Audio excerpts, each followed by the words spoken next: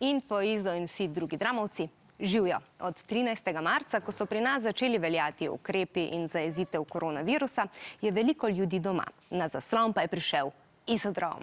Zato se sprašujete in nas sprašujete, kako to, da lahko snemate, če pa je pandemija. No, ob vseh nevarnostih in ukrepih ni ravno čisto lahko, a je tudi zaradi vseh vas, ki nas gledate, nam pošiljate vprašanje in komentarje, pa tudi videe prav vsak dan lepo. Podrobnejši odgovor pa v prispevku 3, 2, 1, zdaj.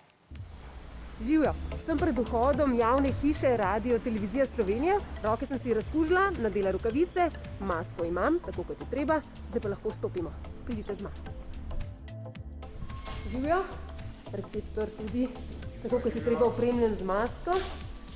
No, hodniki na naši televiziji so v glavnem kar prazni. Pravica do obveščenosti je temeljna človekova pravica, tudi v času, ko so izredne razmere zaradi koronavirusa. 13. člen Konvencije o otrokovih pravicah vam zagotavlja svobodno iskanje in sprejemanje, kakor tudi oblikovanje in širjenje informacij.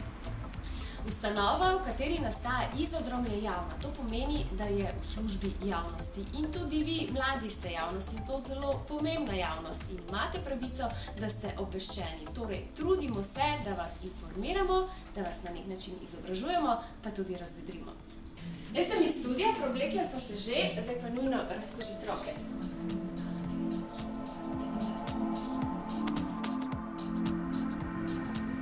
V izrednih razmerah tudi mi ne delamo kot ponavadi. Na terene ne hodimo, sestanke izvajamo tako, zunaj na varnostni razdalji. Naši gostje se posnamejo sami s telefonom, prek Skypa ali pa posnamemo mi tu, v posebnem studiu. No, hvaležni pa smo tudi za posnetke, ki jih pošiljate vi, ki jih posnamete sami. Tako da, hvala vam za to. Pri ustvarjanju oddaje ves čas pazimo nase ter upoštevamo vse ukrepe in priporočila. Nosimo zaščitne maske, vestno si umivamo in razkužujemo roke ter skrbimo za varnostno razdaljo. Naše pisarne so skoraj prazne.